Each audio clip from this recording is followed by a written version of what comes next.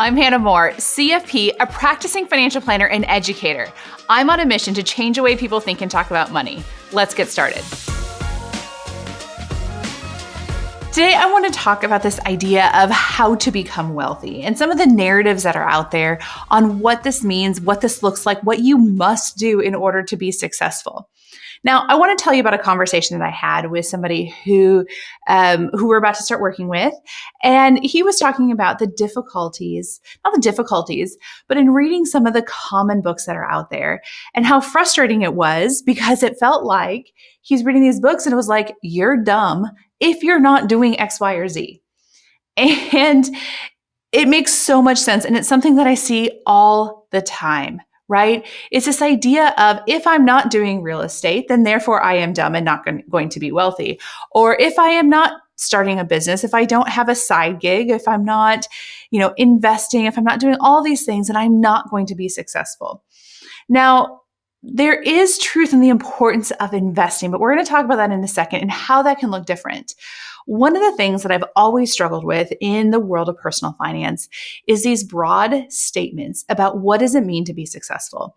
Now, when we talk about successful, so we're going to talk about this in a couple different ways.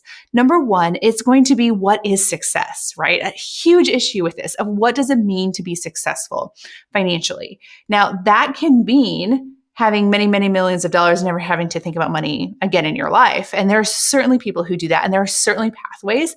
And I would argue that depending on what your kind of life looks like, that more people than they know have it as an opportunity. But I also work with clients who are living off of Social Security and are living an amazing life, right? We have to reassess what this idea of success looks like. But what I want to focus on today is this method of being successful. And this is where I think there are just so many traps in a lot of the messaging that goes out. Now, part of this is a marketing ploy, right? Part of this is simply like, hey, if you want to be successful, do what I did.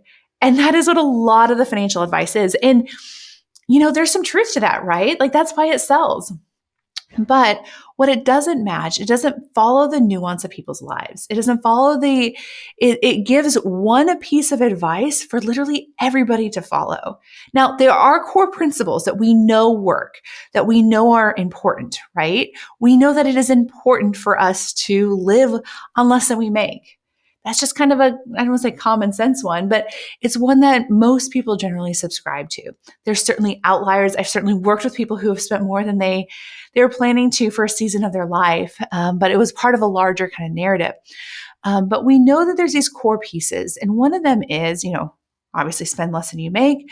One is invest money, right? We've talked about this on the, this idea of the 4 money bears. It's a children's book. So if you guys don't have this, definitely go get it for your kids. Put it in their little library that they have. But we look at the 4 things of how you can operate around spending money. You can spend it, you can save it, you can give it, or you can invest it. Investing is this core principle of financial health, right? That we can look at. There's going to be other pieces about insurance, estate planning, kind of making sure that your financial foundation is really solid and secure. But I want to talk about the methods of being successful around investing, because this is where it can get really dogmatic. And I don't think it needs to be that way. So again, going back to this conversation, they were saying that they read, one of the most popular books on real estate investing and how to do all these things. And it was just like, it felt like the message was, I am dumb if I'm not doing these things. And what my message was to them is that there's a lot of ways to build wealth in this country. There really are.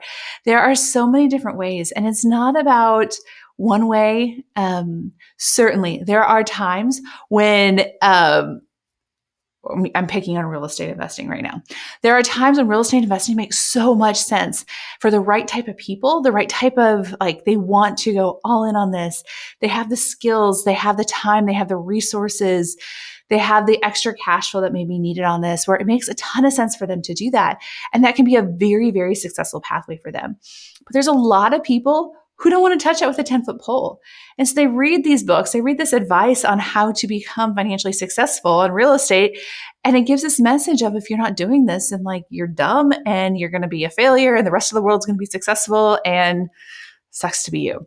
And again, I'm not being a charitable in my interpretation of that. That is a messaging that I've heard from a lot of my clients and a lot of people who kind of read some of this. And so what I want to, I guess the bottom line of what I'm saying is when we start looking at financial advice, it needs to be personal. It needs to be looking at how does this actually intersect with your life? I have certainly worked with clients who have invested in real estate and love it. But there's also other opportunities there. And that's where, a lot of kind of some of the gurus out there, we have to take what they're saying with a grain of salt, right? We have to say, like, yes, that is good.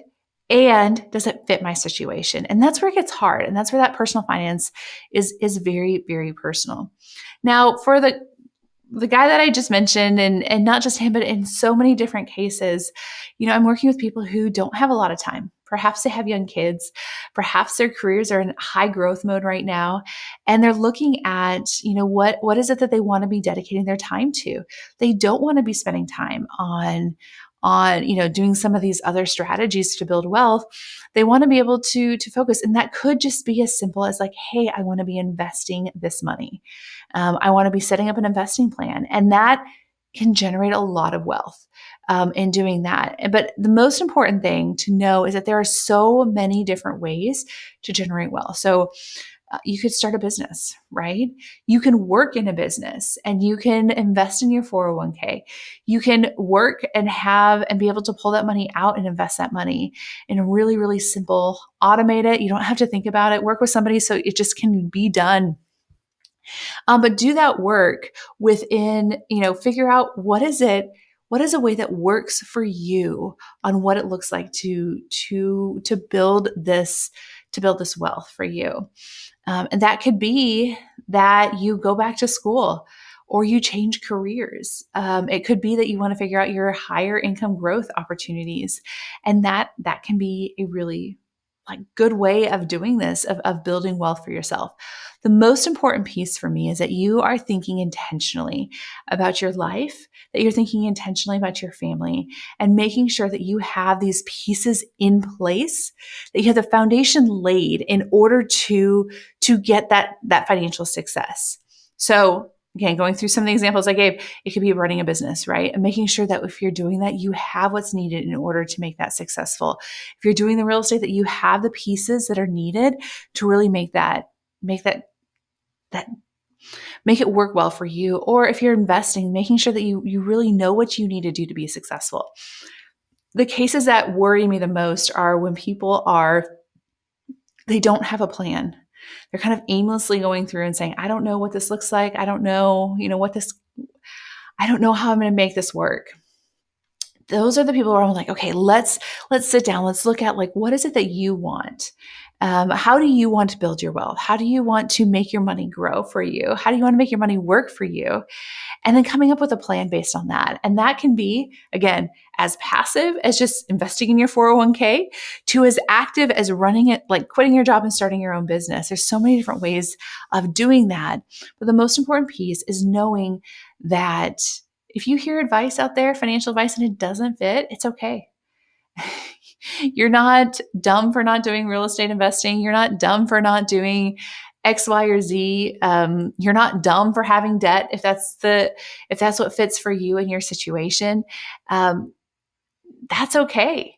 And so just know that, and know that, again, this is where personal finance gets really, really personal, of making sure, that you are getting the plan that works well for you. I say this often. I'll have some clients where they come in with very, very similar fact sets, if you will, but their plans look very, very different because the people are very, very different. And so just know that you can build wealth in a way that feels comfortable for you. So good luck as you guys are doing this. And just remember, when you hear advice that doesn't fit, it's okay. It doesn't have to. There are always other ways for you to be financially successful and figure this out. Thanks for listening to this episode of Everyday Money with Hannah Moore. If you like what you heard, subscribe and check out livewealthynow.com. We have a lot more resources to help you live wealthy now.